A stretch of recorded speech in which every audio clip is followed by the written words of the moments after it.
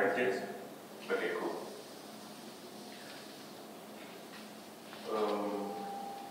Is it better now? No, still. What's me? Okay, David. Cool. Before we actually get to the workshop, I generally like to warm up the room by trying to understand who the echo there is. Good. Alright. So first of all, can I ask everyone to just do me a tiny favor and move towards the front of the room? I want to be friends with everyone, so it feels very weird. Let's not be scared. Yeah. Go closer. You can even give me a hug if you can. Yeah, please. I'm very open to accepting hugs. You can still obey the 2-meter rules.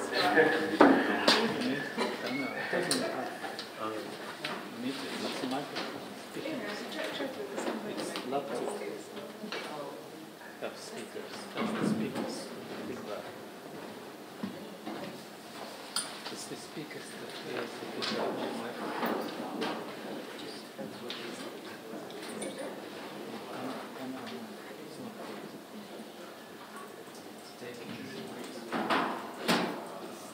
It's this system.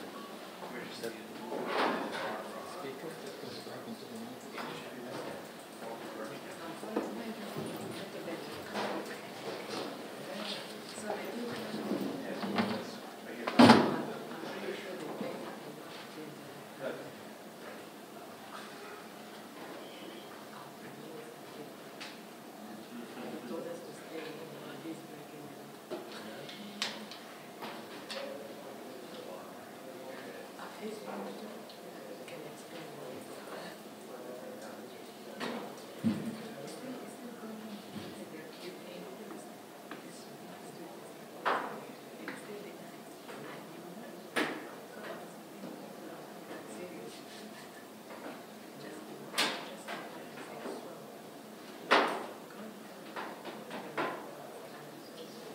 So quick one, let's just do a quick intro so I can at least address you by your name if I have questions or if I need to build some form of interaction.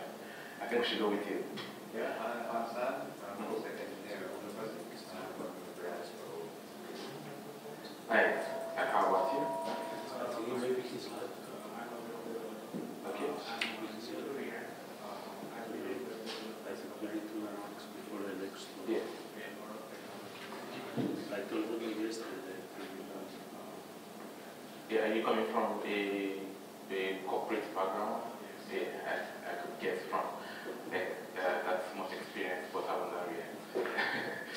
How about you? This is Preston. So I'm a freshman developer, so I'm a sample student. I've been using React for the past 6 years. Looking forward. Thank you. I'm Sri. I'm a full stack. I've been full stack for years. Yeah. Everything.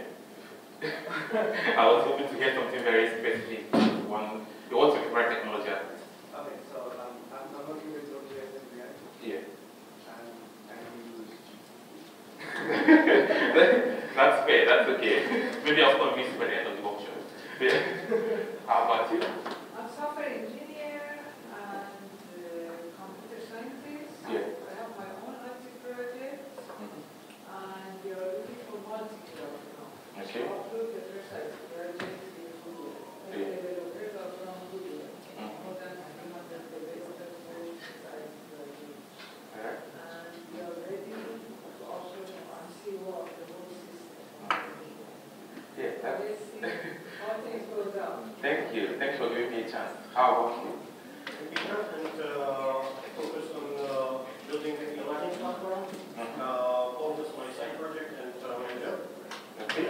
I'm looking forward to raise my productivity, so I was looking for builder.io and their Figma tracing also. I'm Nice. really excited about this. Yeah, that's my favorite audience. Alright, so are you all based in London or a few of you flying? London. Wow, that's an honor. How about you? London. London. that's the favorite kind. How about you? Czech Republic and I arrived yesterday. Wow. How about you? I lived in London for 23 years. Wow, that's it. All right. Cool. So my name is Christian, and I'm what we call the developer advocate at AWS. And I'm focusing specifically on AWS Amplify, which is basically this amazing tool set that allows you to focus on building your app and not worry about infrastructure. But then, the thing is, when most people hear a pitch like this, they immediately assume that maybe they have to, the trade-off for that simplicity is poor architecture, right? But that's not the case with Amplify, because Amplify is basically a front end, it's basically a door to the most powerful tools at AWS. So we're going to see a lot of things like data modeling, authentication, storage, which are all backed by the famous DynamoDB, AWS S3, and Cognito.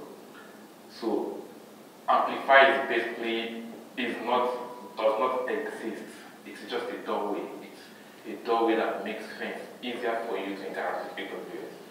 So you can relax and trust that this is not an experimental project. It is actually talking to all the AWS services at the end of the day. And to make things even more interesting, if you start building and prototype very fast and launch and see that you are succeeding and you can hire cloud engineers, they just need to run one command and everything, Amplify basically just exists and everything goes into, like you start seeing how things are laid out in DynamoDB or AppSync or storage or Cognito.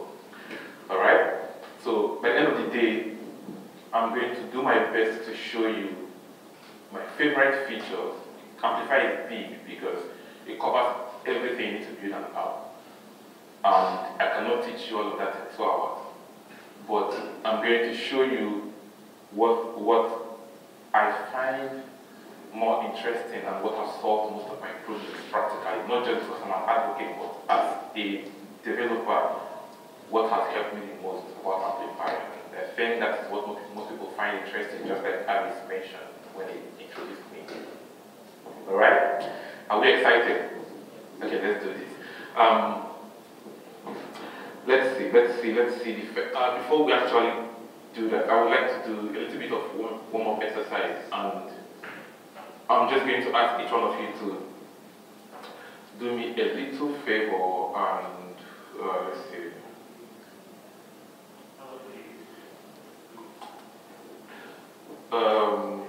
Can you see my screen? Yeah. Do me a tiny little favor, and for each person in the room, can do you all know about brain dump exercises? Like personal brain dump exercises you do maybe in the morning to organize yourself, where you write everything up in your head, right? Now, we're going to do a slightly different version of it, where it's going to be a group brain dump. So all of us are going to dump all of our ideas on the screen. And basically the ideas are how you perceive AWS Amplify. If it's the first time you've heard about it, it's okay, just say okay. You just guess. I would like at least a random guess of what it does. Or maybe mention a competitor's name that you feel it's kind of like, or like however you feel to describe what Amplify is. There's no right or wrong way of doing it. But the purpose of the exercise is to get you warmed up and get you interacting with each other for the workshop, okay? So I'm going to start with you again. How do you perceive Amplify if you've heard of it before?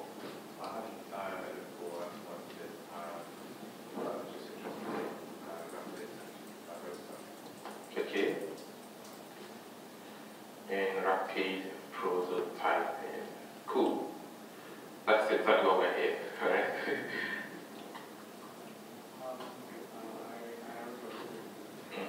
Could you guess?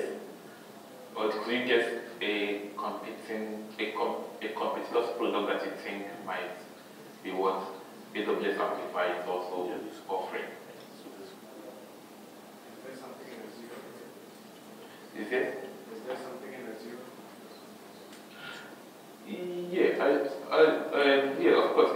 as ready as in GCP as well. Random. Just anything. You said maybe something like makes us, it's easier to use AWS. Thank you.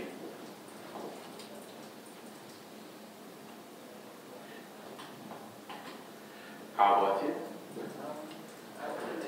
How will it be easy to scale up your service? Easy to scale up. Interesting. I've not get that perspective before. Easy when we need to scale up. Perfect. Thank you. It's not working. The sockets are not working. Build fast. How about you? It's been a while, but I remember paying 10 years ago when working with Kubernetes.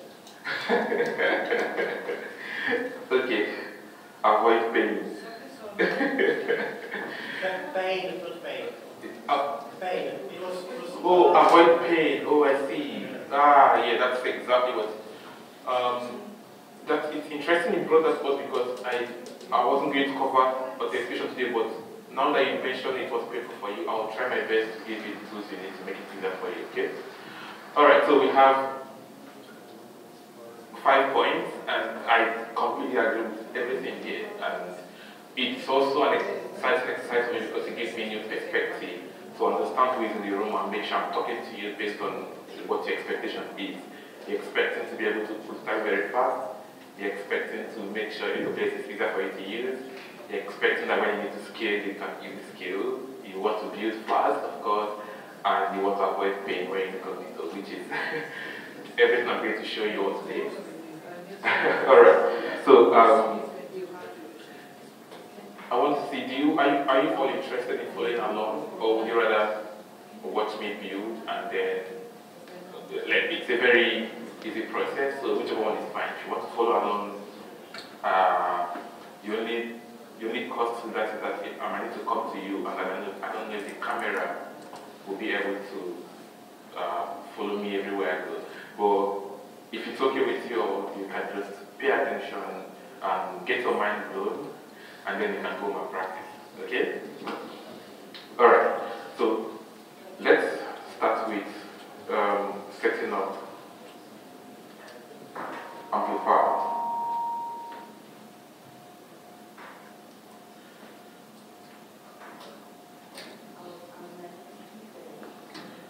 Do you all have AWS account hands in the air? Cool. And have your credit card been charged? Has any of your credit cards been charged? Yeah, okay, that was a joke it's a very classic AWS joke. Yeah. But we have AWS account. The only thing we need to do is to install the Amplify server. So we go to, I'm going to do everything on filters, so you can see how to find the function when you need it, right? So I'm just going to go to the dots. This is the AWS Amplify dot. It's at amplify.aws. Alright? Then if you click on get started and click on prerequisites, yeah, it's actually me. Yeah.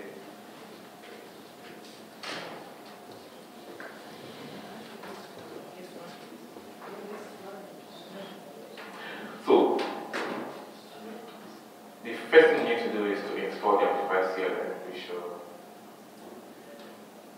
If we search for AWS Amplify CLI,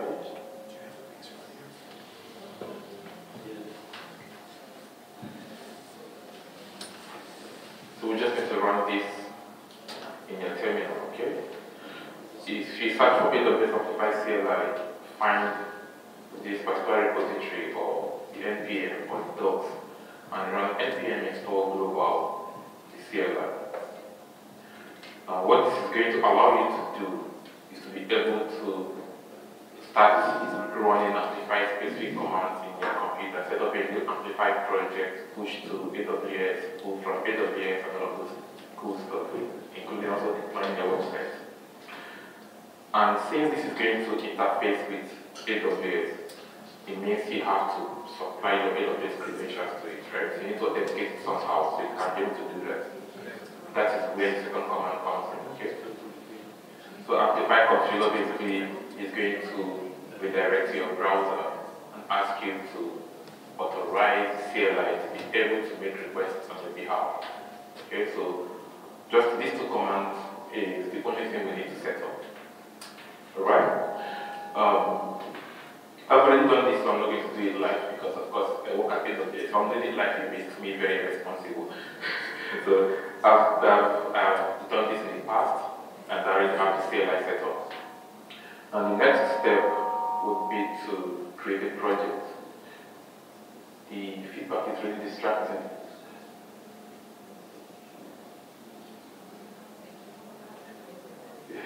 Is there a way? Okay, it feels better now.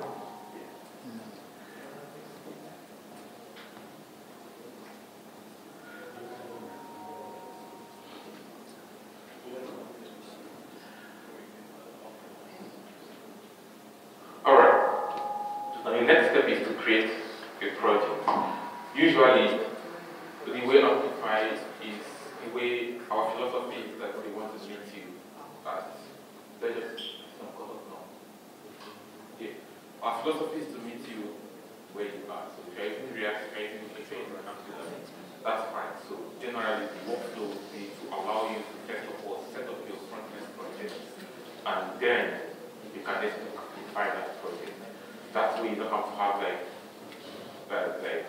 monorepos, or you have like one repository that handles all your Amplify stuff and another repository that hosts your front-end project. Okay? Since the goal is for you to just focus on building apps, we want you to set up your app first, however you want it, including mobile apps, React Native, Swift, Flutter, whatever framework you're using. Once you're done with that setup, then you can then set up Amplify that project. Okay? So to create a React project, you can use create React app or Vite or any of those commands. But I've created a boilerplate which basically has all the styling for this project, so we won't spend much time writing CS until instead we're just going to spend most of the time practicing how to use Amplify. Okay? Cool. To initialize the project, you're going to find terminal and run npm dgit. Dgit is just basically a template system which allows you to pull a template from the repository and use that template. Okay? And the repository I want to pull from is from my GitHub repository. Basically, let me show you what the repository. This one. Alright, see Nwamba / Amplify skill workshop. Okay. So I'm just going to copy the username and the repository and paste it. And I want to use the starter branch. Make sure this is big enough for everyone. So if you go to the repository, you can see the main branch and then the starter branch. And the starter is just everything before the end of the workshop. The main is the end of the workshop. So if you just want to jump to the end and look at the code, then that's fine. But the starter contains all the boilerplate code. Okay? So I'm going to create a new project with the starters. And let's just call it Studio Demo.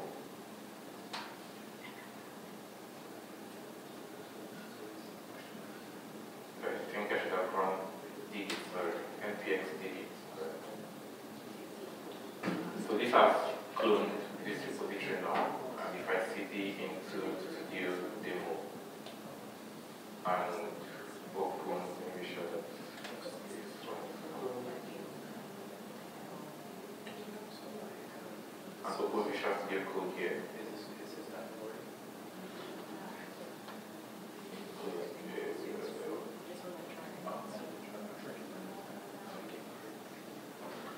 Alright. So you can see that we just basically have a simple React project.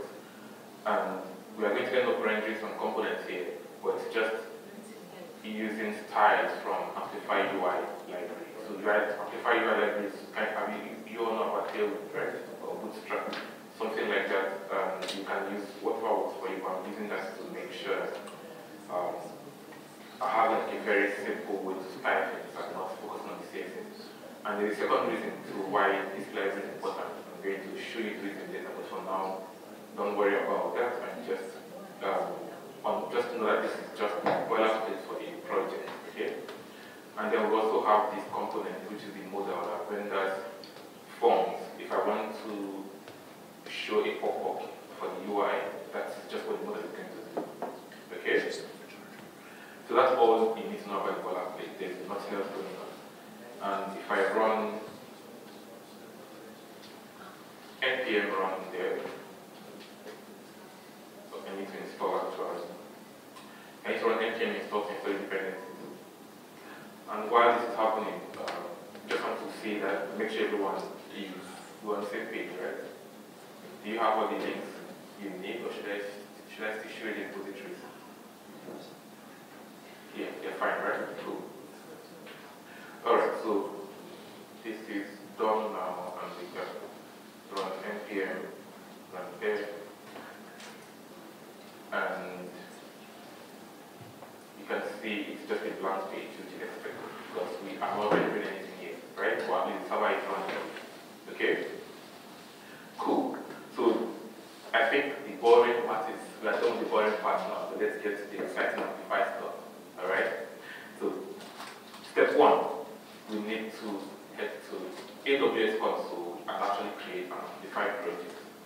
So to do that, just go to console.aws.amazon.com, and of course you need to log in. So let me just quickly do that.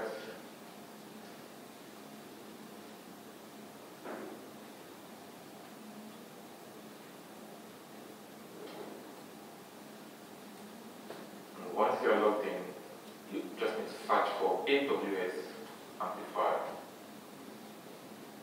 Open it. And once it's open, click on the new app button. Choose build an app. Okay, there are two options. You can host a static website or like a regular React web app using this option. But we need a backend. We need to prototype a backend, and that is where the build an app option comes in. And then we can give the app a name. So let's do Studio Demo 3 maybe 4. And confirm deployment.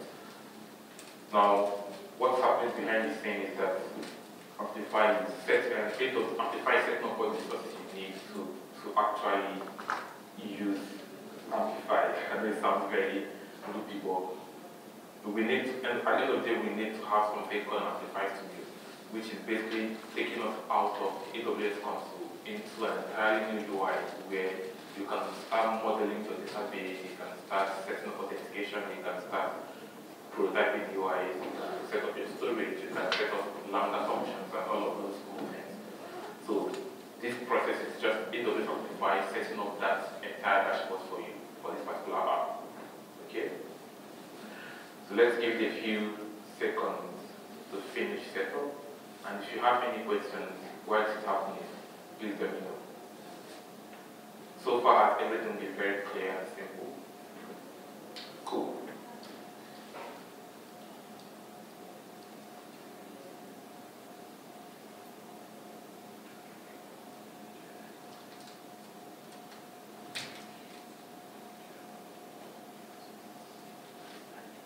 Alright, so this is done now, and you can see we have an actual app in our AWS Amplify console. Now we have this big button asking us to launch Studio. If you click the button, it takes you to an entirely different user interface that allows you to manage all of your Amplify resources. Okay? If you click Launch Studio, it's going to open a new tab, and then if you give it a few seconds, it's going to launch that. It's going to, of course, authenticate that dashboard and then launch it. You can see we have this interesting dashboard, a lot of things to do. You can see we can manage all the content we have, associate content management system, once you have all the data in there. You can manage your users. You can browse through the files that users have uploaded. You can, of course, this is kind of like suspense, so I won't tell you what that is yet. But you can model its data, you can set up authentication, you can set up storage, you can set up Lambda functions and all of these cool things, okay? But the first thing we need to do is to actually just model a database, okay? And to model a database, we just need to click on the data menu and click on the add model button. If you click on this button, you need to give the model a name. So we'll write post as the name of the model, and we just want it to have title and content feed. Alright?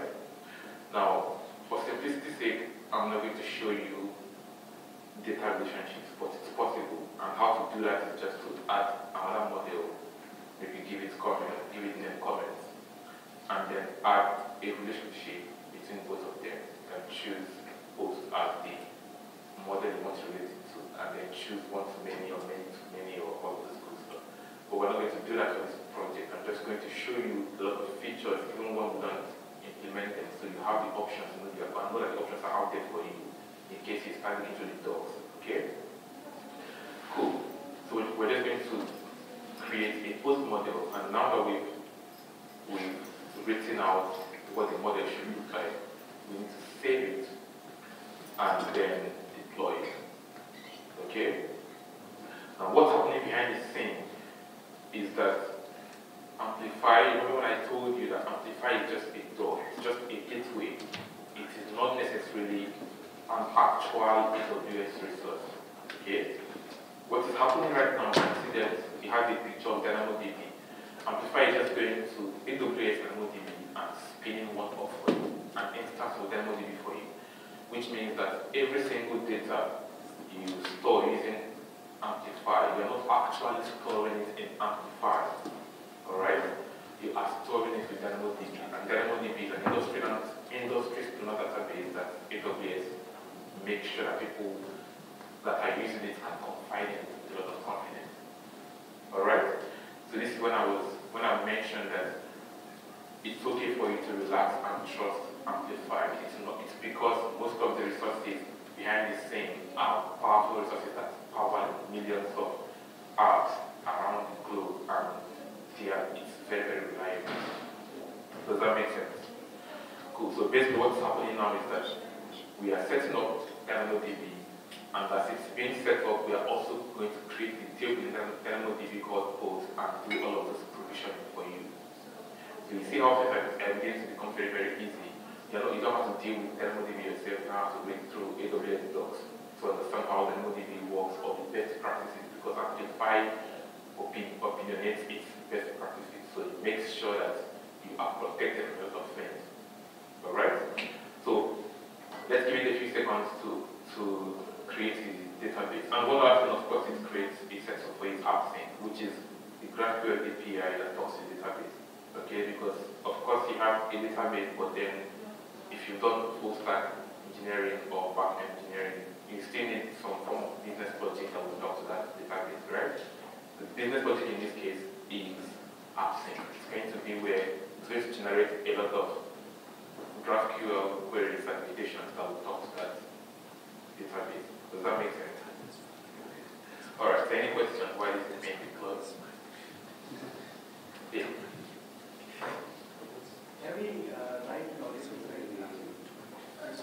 Yes, so you can, there are different ways to do this.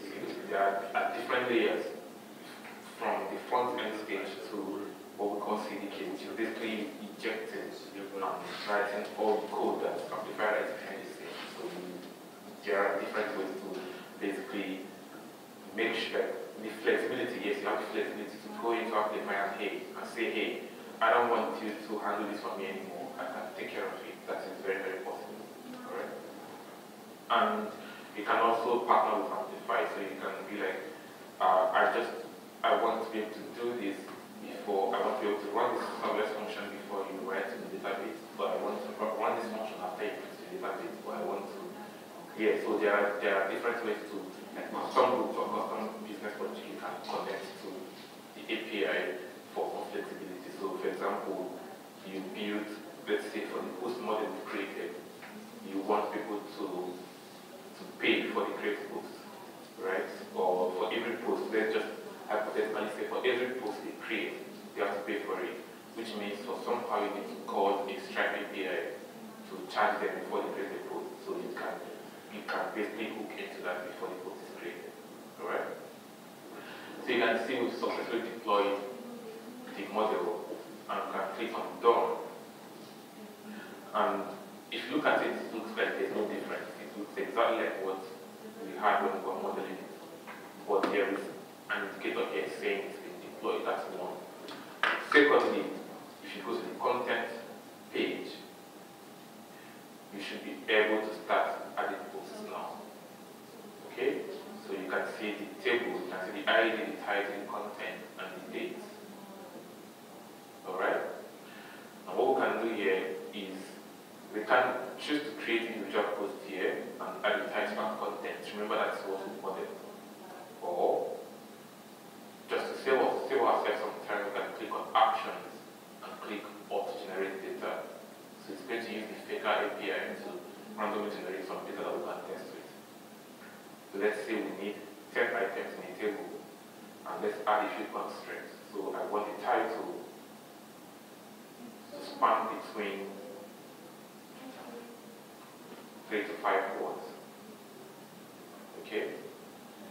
And the content to span between 5 to 10 words. Alright? If I click generate data, you can see it populates the database with random lorem ipsum content. Okay? Cool. So, am I starting to blow your mind here?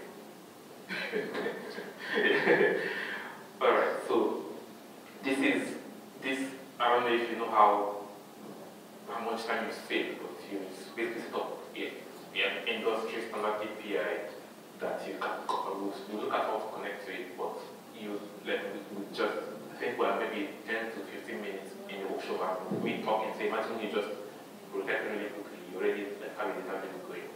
Okay?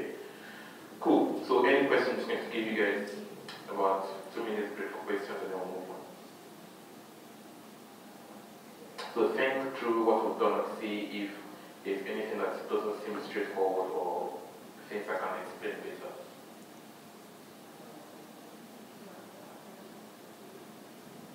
Because since I was here, the next steps are where you start actually seeing Power Amplify. This, what we've just done right now, you can get it from your other products, right? But the next steps are where you start being wow. Alright, so no questions. I want to be sure you understand what's going on because when we move on, I want to make sure I carry everyone to the next step. Yeah. One of the main things every company does is that they want to find new data so that they can reduce the AWS.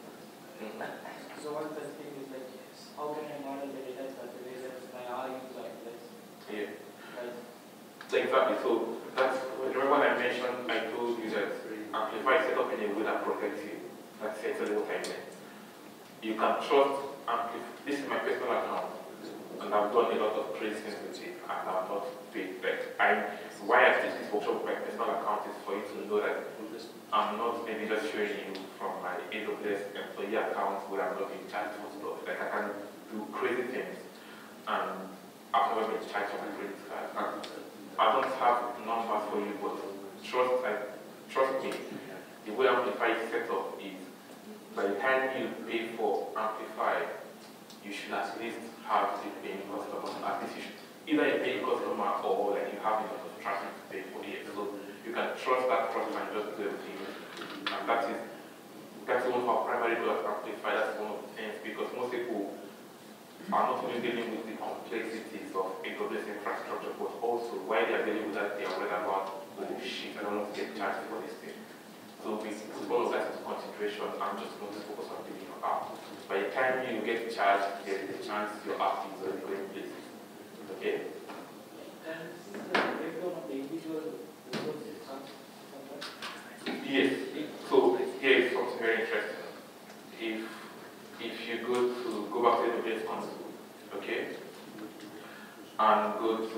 for DynamoDB. Remember we just created a big database, right? If you open DynamoDB,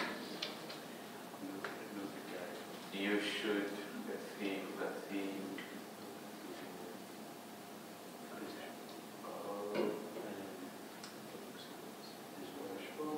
Yeah. So you can see the post we just created. Okay, so like this, you can go to each of these services and manage them like they are individual services. Okay, so like I told you, Amplify is just helping you. Yeah, it doesn't take the control from you. You can go into any of, you can go to app and start for AppSync as well, because we've created two things, right? We've done AppSync, we've done DynamoDB and AppSync. If you go to AppSync, you should be able to see the studio demo we just created. It's called Studio Demo 4, right? And you can see that, like, I think if you go to run query, you can see the list of posts we created. Okay, so let's say we try to run this query now. Let me go to items. And for items, we want to get title and the content, right? So this is what we auto-generated. So you can see like I'm going behind this thing and messing with this data if I want to. So Amplify doesn't take control from you, it's just helping you get where you need to get. Okay? Cool. And like you asked, you can go to pricing for any of these individual services and figure out what's going on. But at the end of the day, Amplify just puts gas that helps you make sure you don't blow out on your prices. Okay?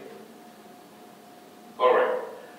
So, like I mentioned, this is the step you're going to find very, very interesting.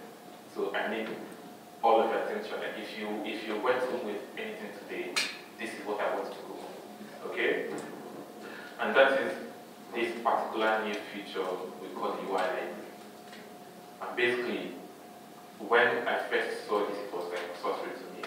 Because all this while we've seen tools that allow you to maybe prototype without coding.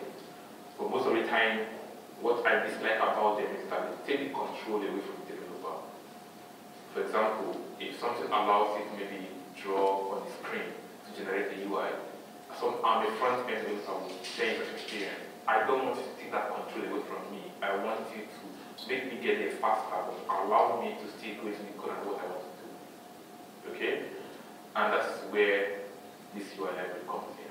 And why it's so powerful is that it uses our favorite tools. What it basically does is that it asks you for a Figma link that contains all your company components. And then once you give it that link, it goes through that Figma project and generates actual React components from those Figma components. Interesting, right? Okay, I think help is cheap. Let me show you how that actually works. So what I'm going to do is, if you go to, one second, let me get a URL for you. By the way, how many of you know about Tana? Okay. That's also I think to look like this very cool person because I'm using it, but yeah, so it's basically a note-taking alternative to Notion. That's like, correct me better, but it's really cool. Anyway, so I have this, I don't know how best to share it with you. I'm going to put this in the repo repository at the end of the workshop so you can just have access to it. But if you click on this link, you can make a copy of this, my UI kit. Okay? Actually, it's not my UI kit. It's AWS Amplify my UI kit. But I took it and added a few more components that I made for this workshop, and then just like fork the repository and edit it. Kind of same process, right? So you just need to make a copy of this, and then we have all the designs into this workshop. Okay? And I already have a copy of this, I don't need to do that anymore. I just need to open my Figma project, and you can see that when you create a copy of this, you have the README page which just describes everything about this project, about this Figma project. Alright? And then in the primitives, I don't know, how many of you have heard of atomic designs? Like where basically you have small atomic components that end up building on the school. So that's kind of the principles we're using here. We have very primitive components like buttons and badges and alerts and forming fields and stars and cards and radios and text. Okay? Now, this is the one rule you should follow with this library is don't touch these files because there's a better way to use them. This particular file is directly mapped to the Amplify UI library that you saw me install. So if you go back to the code and open the app.js, this file. Alright, so when I import button, I'm importing the style from Figma, that particular button there. I'm going to show you how to, if you want to configure the button, change its color and all of those, but don't change it directly from the primitive page because this file is bound to it. Okay? That's the only rule you need to follow for doing this. There's no other rule, just one simple rule in the primitive page. And that said, what we can then do is go to the Figma project, and if you look at my components page, this is where you can go wide. So the goal here now is to use the primitives to design your components. Okay? So for example, every other component here came pre-made from the Amplify team. But I made this particular postcard for this particular workshop. Alright, so you can basically take and bring together different things from the primitives to make your own component. Okay?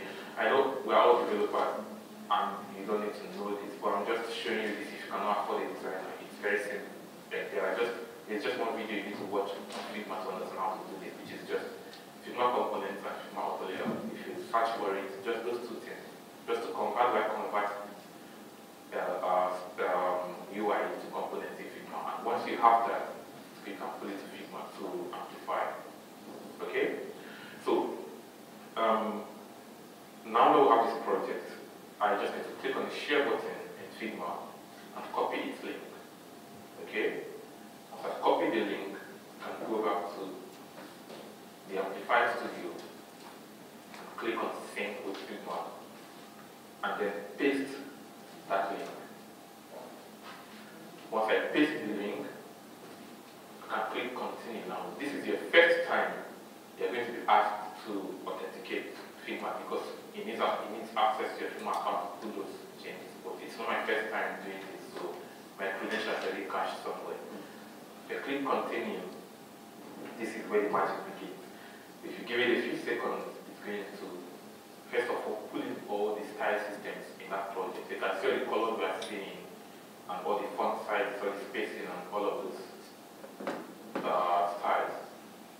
If I accept all the changes, it's going to do the next thing, which is to pull up the components. Alright? And see it's saying 0 of 28 updates review. So if you want to accept each of the components, you can accept each of them here, but I'm just going to accept all of them. Okay? I'm just going to click accept all. And wait a few moments, and you can see that we have all the components in Figma coded.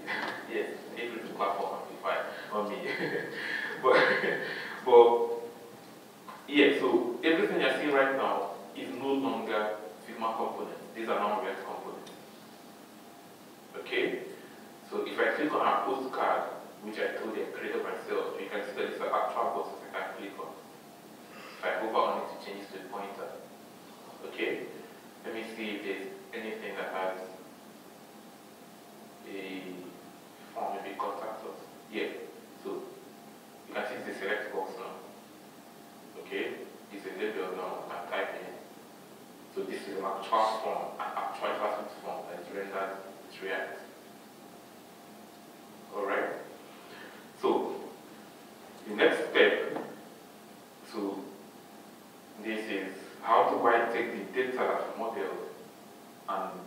connect it to the component I will pull. Right? And this is where things become very, very simple. Like, you know what you have to do for this. You have to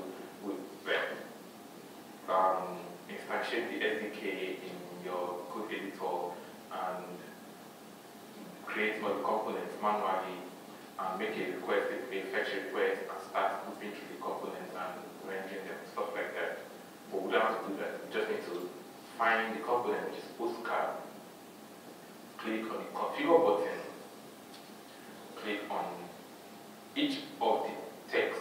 So if I want to change, if I want to bind the title to something in the database, I just need to click on it, click set text label, and I want to set post title. Okay? So this title now, the title of this component is now bound the title from my database. The same thing with this, I'm just going to bind this to post.content. Okay? And bind this to the time it was created. Alright? And for the delete button, I'm going to set an on-click event so that every time you click this button, it deletes the item. And we want to delete the item based on the ID. Yeah. Yeah. Interesting, right? There's more. Okay? We don't want to show the user only one post. We want to show them a list of posts. Okay? And we can do that by clicking create collection. And give the collection a name. The collection is like a component itself. So we're going to call it postcard collection. And click create. We have a list of posts now. You can change it to a grid and put some spacing around it.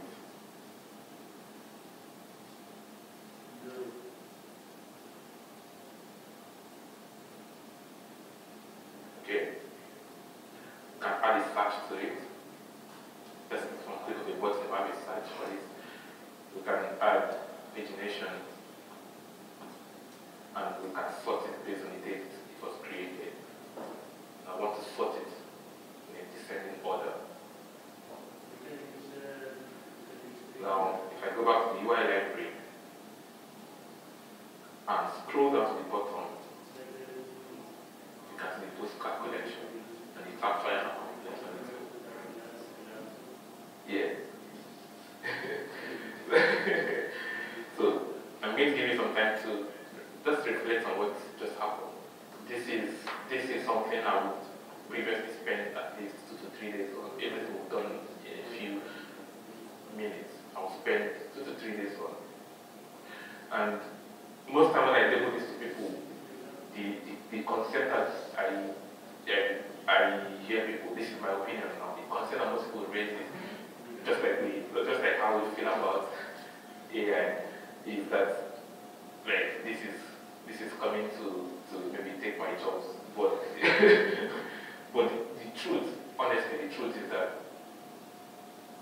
there are two things happening. If an experienced developer just became faster, just became hell faster, like extremely faster. So if you wanted to build this, it's like a better example is if I ask you to the more experience you have in something, the less you feel insecure about making it simple. Right? If I was to teach a React workshop today, I won't try to show you the advanced stuff. I will try to show you just the 20% you need to build like 80% projects out there.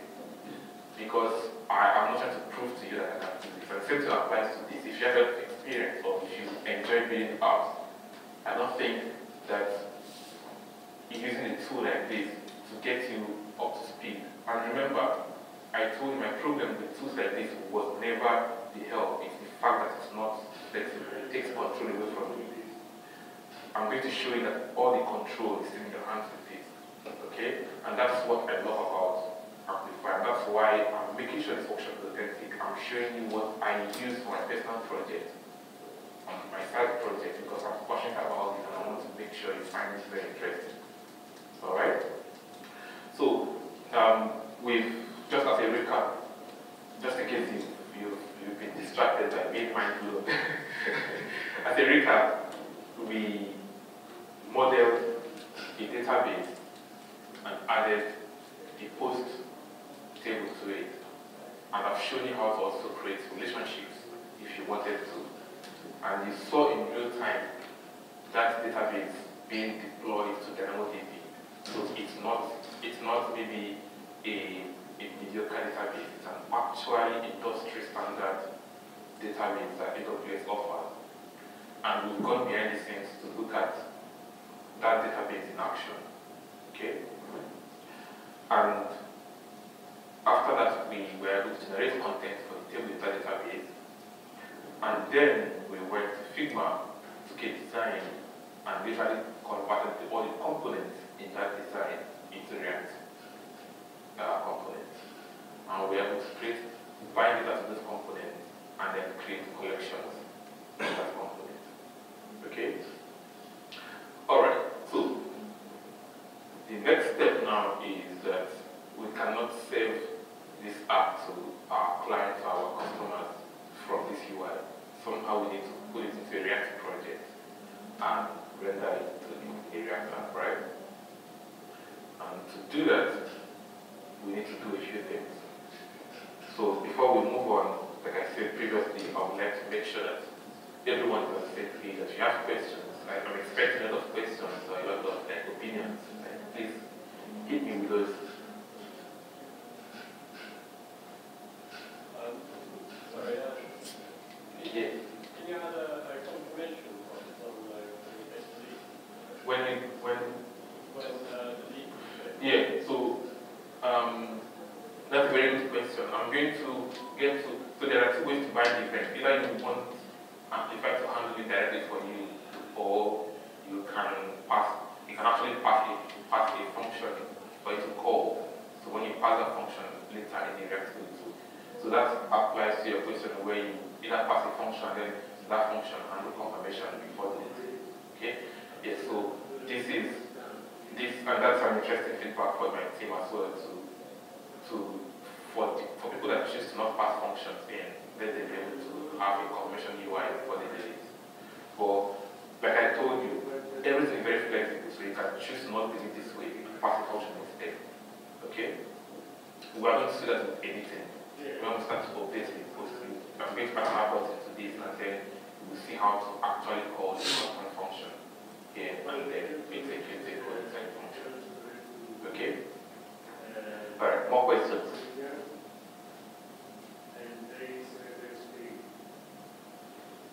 I was just saying, how kind of more complex things, like umbrella, for instance, does it know how to do a portal, or is that still something with the developer? Does it know how to do like umbrella, more complex UI? Model, yeah.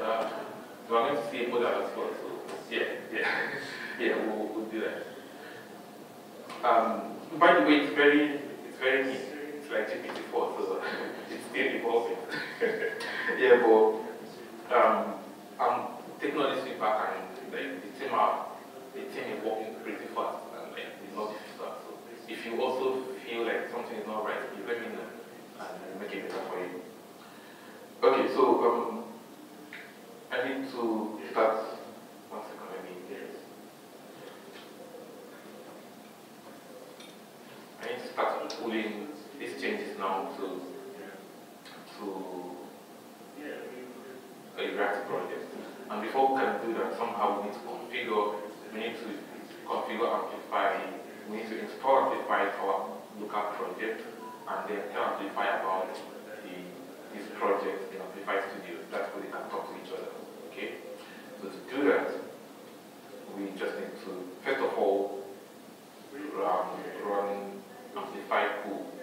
Amplify pool is like Git pool, which is just going to pull everything here into your project, into your React project. If you click this next steps button,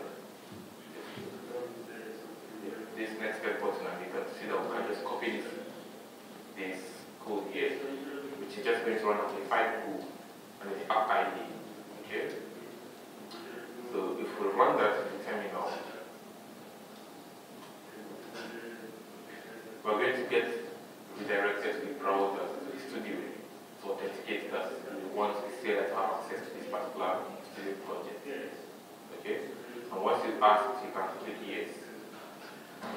Once it's done authenticating, you can close the tab, move back to the terminal, and answer a few questions. This is Amplify to try to understand the project data so it knows where to put this things to. We're using VS Code, we're writing JavaScript, we're writing React. So you can see all the options in case you're not a React developer, okay? Our source code is the source directory, build in build, our build command is run build, our source command is run start. And then we need to give it a few seconds so you can see generating the UI component.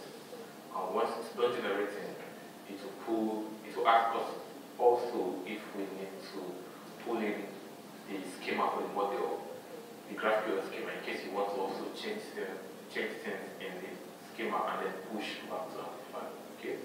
So yeah, do you plan on modifying this backend? If you say yes, to pull the model for you, the schema for you. Now, if you head back to the Visual Studio Code while it's pulling the model, you should see a few changes. Okay? The first thing you would notice is that we have the model, which is the schema like I just mentioned. The second thing you should notice is this here components folder. Yeah, remember I told you you have the full, there's nothing hidden behind, there's nothing hidden from you. You have full control of what's going on. So these are all the components we pull from Figma. And to prove that to you, you can jump down to post and look for post card. And if you open the JSX,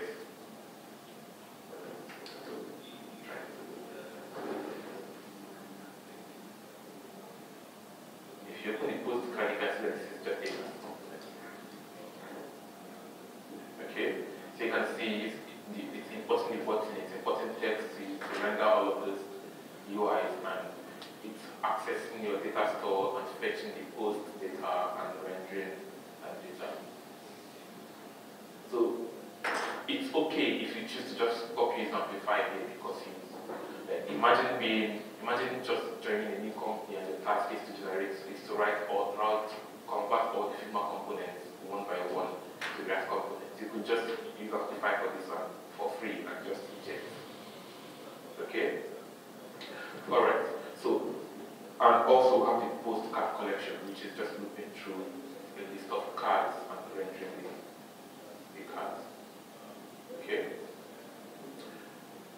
Now, the way that our project is going to be able to talk to Amplify data store is for us to configure Amplify in this project, Amplify SDK in this project using this file called AWS Export. Now this file was automatically pulled in as well when we ran the code, and it contains your API key and credentials. So this is how this project is able to fetch data from the database. Okay, so generally you shouldn't push this to GitHub. Alright? And to configure it, I'm just going to go to the project and go to main and look at my commits. Click configure Amplify, and I just to copy everything here and paste it in my main.jsx. Okay, so basically I'm importing Amplify SDK and I'm importing the same file here. Okay, and I'm calling Amplify.configure and passing it as file. Then this other thing here is just the CSS file for the UI. So this is, remember when I told you that those buttons, the primitive that had this type, this is where they was typed. So now if I render those things, they look the way they are supposed to look. Okay? So that said, let's start rendering the components. Any questions so far?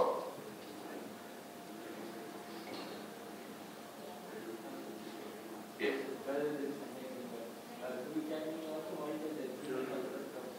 Yes. So if we go to our UI, this is where this is written about that UI library. So it has its own documentation, and you can basically like do what you can learn about like the custom teaming here. Okay, so you can theme it directly from Figma. There's a Figma plugin that allows you to change the entire theme, and then once you change the theme, it gives you a JSON object called Studio. Let me see that was put as well. If you go to UI components and scroll down, here, this file. So it gives you this file, and this is basically the theme JSON object. So if you change those themes in Figma and pull it in, it will write this file and style it for you the way you want. Okay, cool. So let's see. We need to actually start rendering everything we've done. And let's render the post collection. Okay? So I'm just going to replace this comment here with post. I need to import first.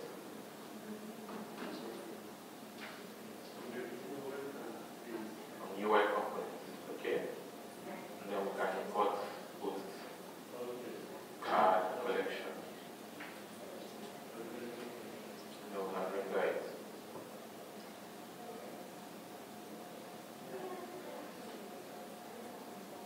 Alright, so there is nothing, you don't need to pass it any prompt, you don't need to do anything. If you head back to the browser,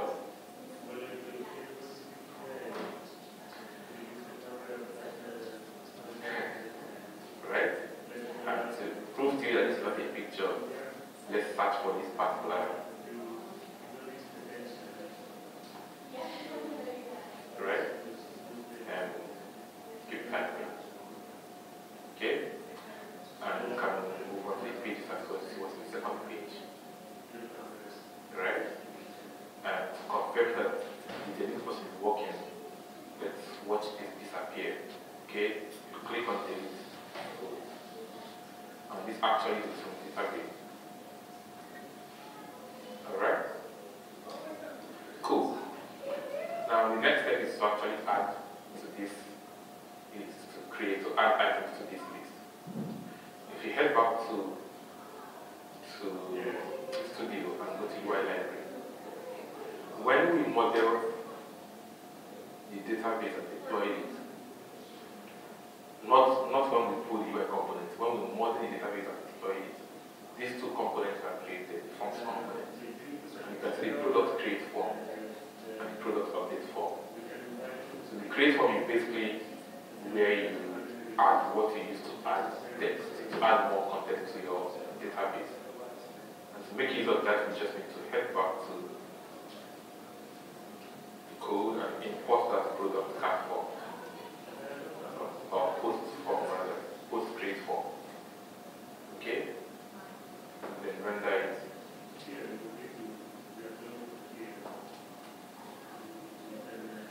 And that's all. If you go back to the browser, you have the form. And I can add the text content. And because I ordered the collection by descending date, if I submit, it should appear at the top. Alright? Now, I don't know if you've noticed how fast this is. Like, we're not configuring anything, we're not optimizing anything, but you can see how the read and write is very fast. The reason for this is that Amplify, by default, uses IndexedDB to cache your database. So everything we're doing, first of all, gets stored here. So even if these are offline, they'll keep using your app. They'll keep writing and reading. And when they come online, Amplify actually syncs. So they're not easy. So we have offline text enabled automatically.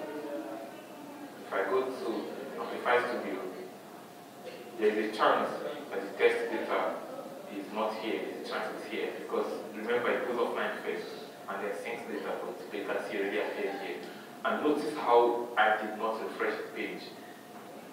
To show you that one more time, let's add something else. Let's add text 2 and text 2 content and submit. I'm not going to refresh the page, right? I click on Studio. You see it appear. This is a very important point to note. And because this database is real-time by default as well. So imagine we reach out with this. Okay, so imagine you have real-time apps, medical apps or stock apps and all of those stuff. It's automatically syncing, and you can just use GraphQL subscriptions to access them in your project. Okay, so you've seen that even if you think that generally you write lines of code for or change your entire infrastructure to accommodate for is already handled for you. Right? Cool. So I think it's time to write a little bit of custom code, maybe to edit the text, and this is intentional so I can show you how to, if you feel like you're being limited, a few ways to work around it. Okay? The first thing I need to do is to figure out which post I'm currently trying to edit. Okay? And before we can do that, let's add the button. And the reason why I'm doing this now is to show you the workflow for updating your code. So another rule, the first one I told you is not to edit the primitive page. The second rule is don't edit the content of the UI components. Alright? Because your single source of truth is the Figma component. So whatever you do here, if you run Amplify tool again, it will overwrite it. Unless you intend to eject here forever, which means you're never going to go to Figma and continue doing stuff there. Okay? If you want to do stuff, if you want to make changes, make the changes in your Figma UI and then cool. So the whole point is that you're never coding your component by hand. Yeah, so unless if this is just a one-off thing for you to automate the process of generating components, then you can start editing this component. But if you want to keep using Figma, if you want to keep using the workflow I've shown you, then don't touch anything in this folder. Okay, and when I say this folder, I mean the UI components folder.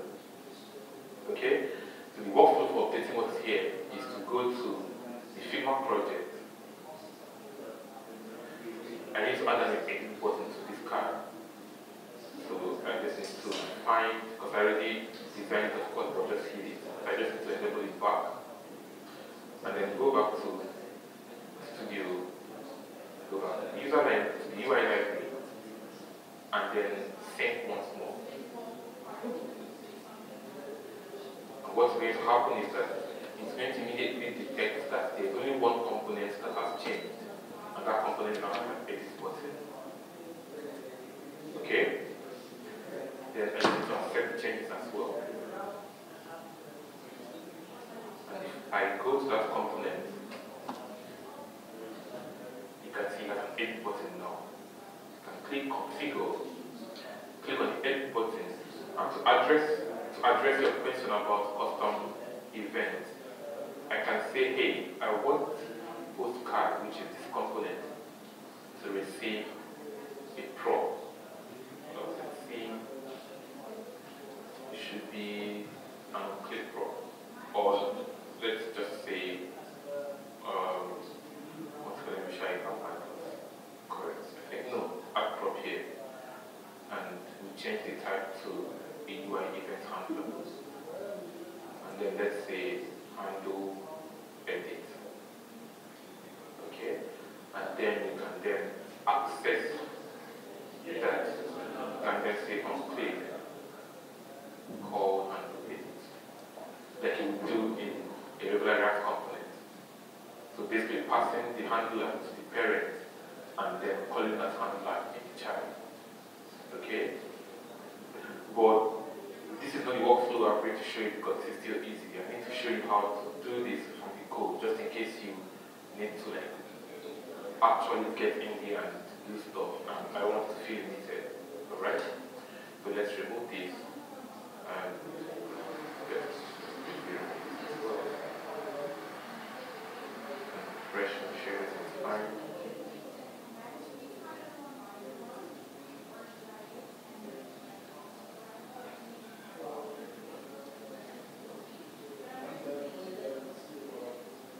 Yeah, so there is no more click event on the edit button.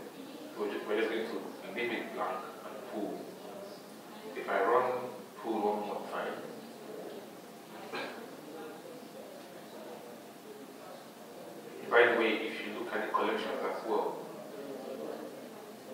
you should be able to see that the cards now have the edit button there. Okay? So, once, let's give it a few seconds to finish coding.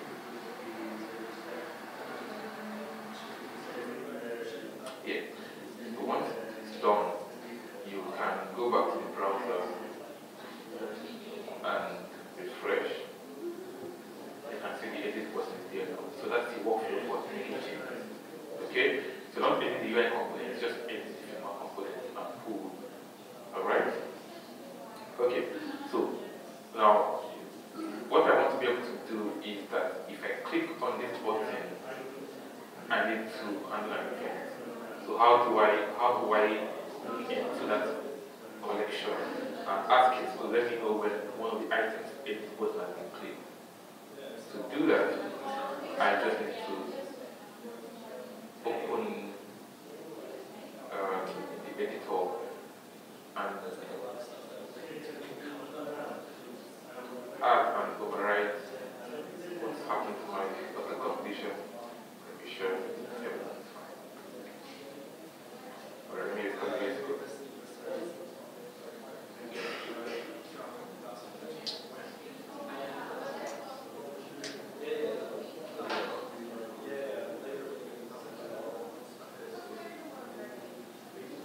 Okay, cool. So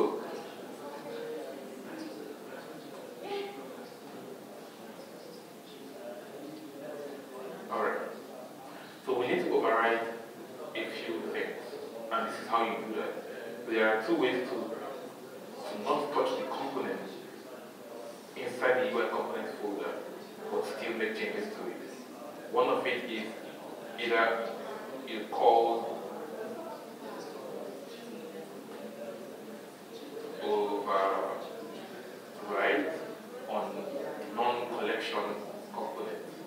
So for components that are not collection, you call override on it. And then it allows you to go into that particular component and make changes. Okay? But if it's a collection, you call override items. And it takes a function, and that function is going to receive the item you want to override. Okay? So you can then type you need to return an object that has an override prompt on it. And then we need to override that button, what that button does, any button does. Okay? So to get what the edit button, to get the edit button's name, we go to Studio UI library and go to Components and find Post Card. Click on Edit, click on Configure rather, click on Edit, and you can see this is the name. Just need to copy the name and then pass it here. And it's going to have an object, I think, and then that object is going to have probably an on-click event.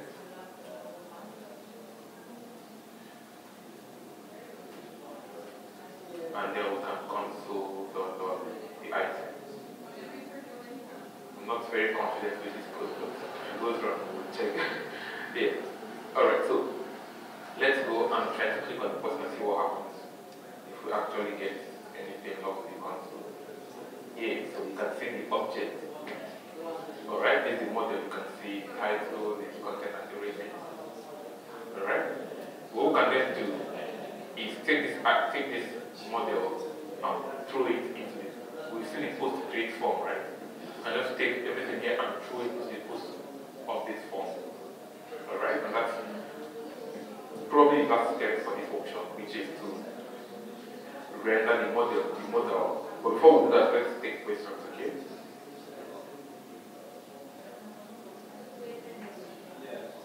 Questions? I've lost anyone?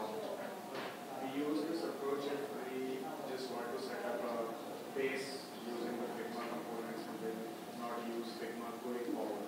We use this approach. No, this this is actually what you use if you want to use Figma going forward. Because we're not touching the UI components.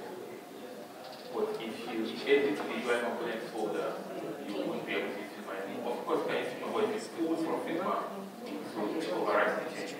So that's why we're overriding on the parent, on the component. Exactly, yes. It's in the app.js file, so JSX file, so we're just adding prompts to the component. So if I pull again, this file will be affected, but the actual implementation of this code will be affected, but the prompt you receive still stays. Okay? Cool. Any more questions? I was interested with the forms when you generate it. Are they controlled or uncontrolled? How's Figma? Yes, they are very, very controlled. Yeah, so that's like, it's very predictable and controlled. It just looks at the model, at the data model, and it knows that the model has the type and the content. It just creates two fields for that. And by the way, it's part of the scope of this workshop, but if you go to UI, you can actually configure it however you want. So the form, just like you have been configuring the component, you can change the field, you can change the content to maybe the text area field and make it bigger, that kind of thing. So you can switch things out. Alright, I just didn't show you because I felt like this is something you might end up filling out when you do the docs, or you can go crazy with this. Yes, there is validation here. Yes, right here you can just add your own language. Yes. Cool. So let's write out the model. We're just going to import the model first. Import model from component / model, okay? And then we can just run that. It doesn't matter where you're running because it's going to, it's absolutely positioned. Okay, so, and inside the model we want to render the product update form, the post update form. Okay, let me just hide this distraction. So post update form. Okay. Now to show the model, we need to set this model open, and we need to set this model open. So we need to set this model open, not to set this model open here. And both of these we can get them from state, React state. So we can just create this model open and set this model open. So React view state, and of course by default false. Okay. But when we click let's pass that here as well. Let's this model open and this model open. But when we click on the importing, we want to set this model open to true. Okay? If we set this and refresh and click edit, which is the model. Okay? It doesn't pre-populate because we haven't told it to do so. So to actually pre-populate it, we just need to set the ID of the post to the item.id we had from this. And to get to grab that item, we just need to say, let's just call a use state set post. So item.id. Okay. Now we can come here and say post.id. Alright, and then we can create space that stores this.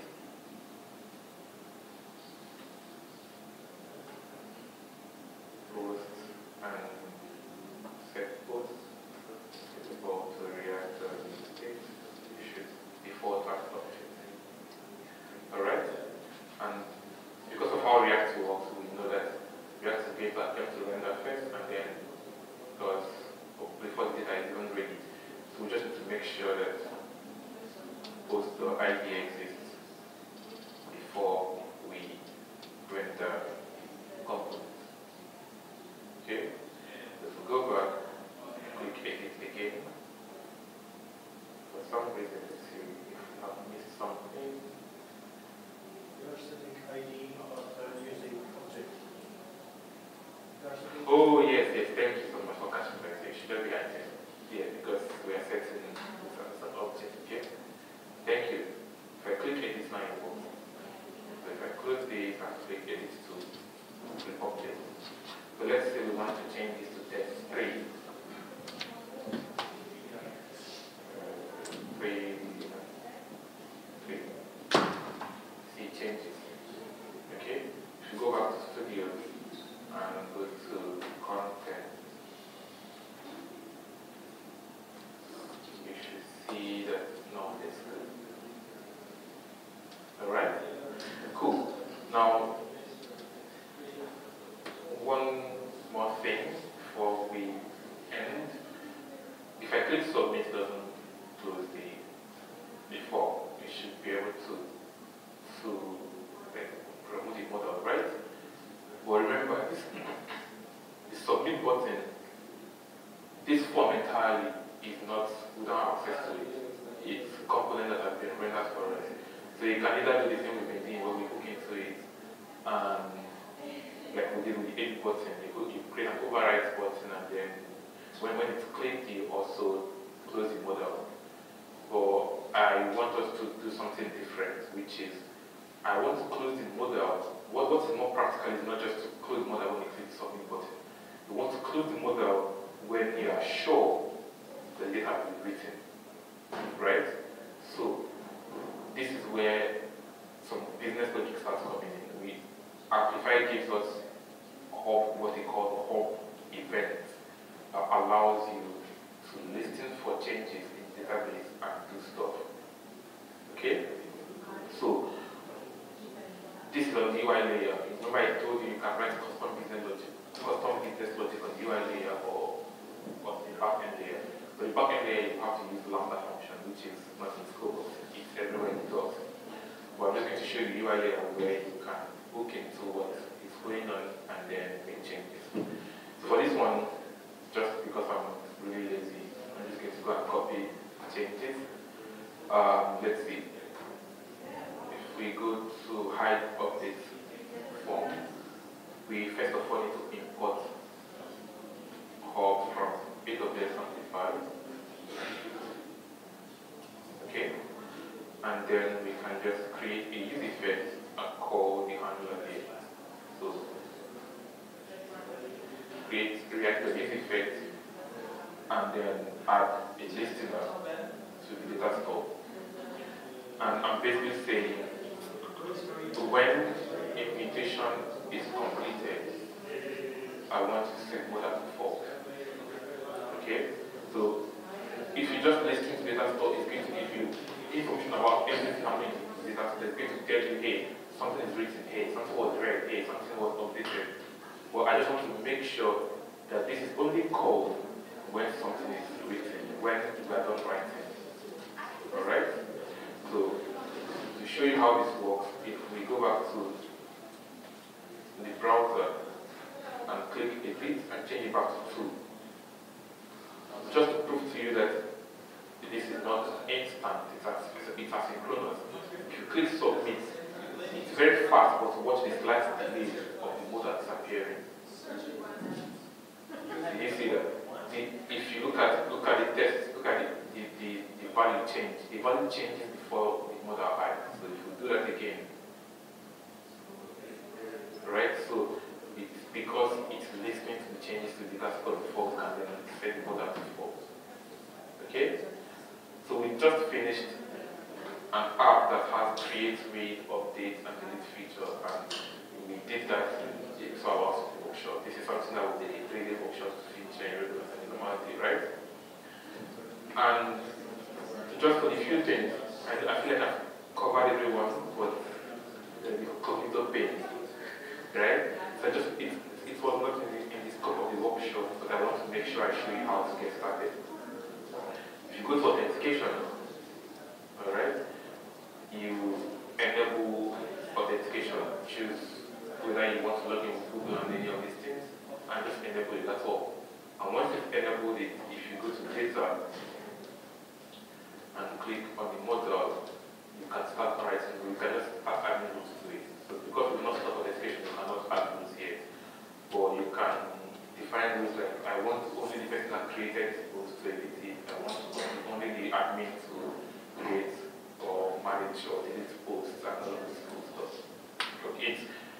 it's not, I'm not committed from this workshop because it's hard. I completed it because I just have 2 hours. Okay? But it was supposed to be in the scope of this workshop. Actually, let me just see if I can show you. If you search for Amplify Learn, it should be AWS Amplify Learn. You should, yeah. So this is a website that me and my team members maintain, and you can see this full stack one. If you look at it, it's written by Alice Peter, and you can see that there is authentication and owner-based authorization. And if you look at each of these videos, let's say if you go to authentication, you can see it's just 2 minutes. So that's how fast it is. So don't maybe postpone it because if you like it's going to take time. It's very easy to set distance up. And owner-based authentication, this is just 1 minute as well. And if you look at something like modify AWS generated component, this is 5 minutes. This is longer, which is something we've already done when we did the override. Okay? So my point is that setting up authentication is faster than what we've done. It's just that we're just trying to make sure we don't spend so much time on that. And I wasn't expecting you to raise the concern as well. So yeah, but just look for AWS Learn and just take this. It's a very good course. It's not a long, like 2 minute videos on how to do this stuff. Okay? Cool. And of course you have the docs as well. So if you go to the docs, once you're done, we'll get started. You can jump on more involved stuff. And by the way, remember I told you a lot of flexibility. Everything we've done is from studio, right? This is studio documentation, which you have like all of the things, models, everything was same. But if you go to CLI, you can choose to teach the studio entirely. If you like writing a lot of GraphQL schema code and just get started with this one. So if you go to API GraphQL and model data, you can see that everything we've done can just take from your editor and then just push when you're done. So at this point you run out of 5, push not 5. And you can use model in 5 to 5 to push. You use multi-generated data, just like yeah, so you have that flexibility to do what like you want, and you can use what is called CDK to basically inject and have access to all the code that AppSync is writing behind the sensitive basis. Alright? So that's what I was saying about flexibility. If you don't feel like just trust the fact that you own what you're doing. So if you decide to okay, I don't give a shit about Amplify anymore, you always have the options. So you don't have to worry about it from the beginning. Okay, so it doesn't tie you. This is being very transparent. The only thing it ties you to is AWS, which is that you have to use AWS services, which actually, something very, very interesting is that you can, there are articles about bringing your own data to AWS UI library.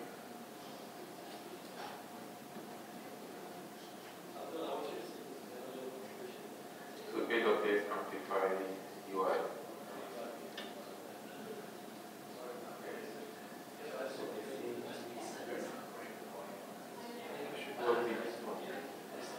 Yeah, so you can,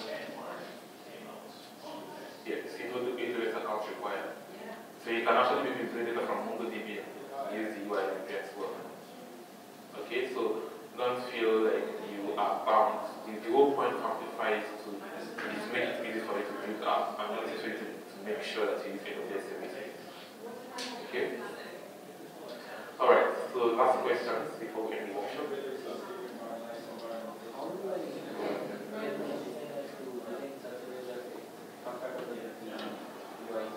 Yeah, that's a very brilliant question. So if we go to the docs, let's see. Go to the docs and go to studio. I hope I find where this is.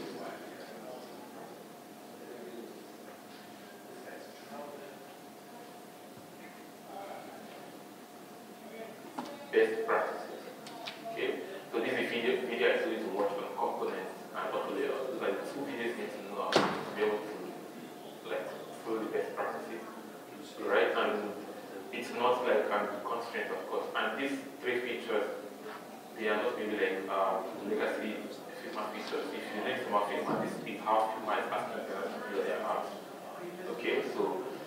basically what they ask, auto layout is basically CSS flexible. Okay, so if you notice when I added the edit button, usually the things just, you can just drop anything wherever you like when you're designing, right? But I cannot do that here. If I move things around, it flows. See how it flows with the content? You get what I mean? So it doesn't, it's like everything could be arranged. Usually, if I wasn't using auto layout and I draw a rectangle and draw another one, I can move them anywhere I want. So let's make this. And draw another one and make this red, right? I can move this wherever I want. But if I select the both of them and make them auto layout, if I start this right thing and here, add auto layout. Here, if I move now, I can only move it to the front.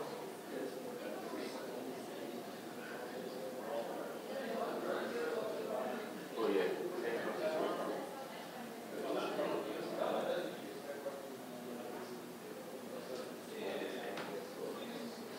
So you can see that it flows accommodates like what's going on. Even there's kind of like breakfast coming out of the shape. My point is that there is a frame here now, and if you move it, it jumps around here. So the point of auto layout is basically to respect the way CSS flexible behaves. And what Amplify is now doing behind the scenes is that as long as it's laid out in using auto layout, it can predict the movement of the UI and either use flexbox or CSS grid to order it for you. Does that make sense? Yeah, so that's basically, then designers generally already have, they already know how to use design systems. So like any designer I give this to, like I was explaining this for you to use it if you have to design that. When any designer I give this to automatically, just tell the person to stick to the design system and know what to do. Okay? Yeah. Cool. Yeah. Question? Yeah.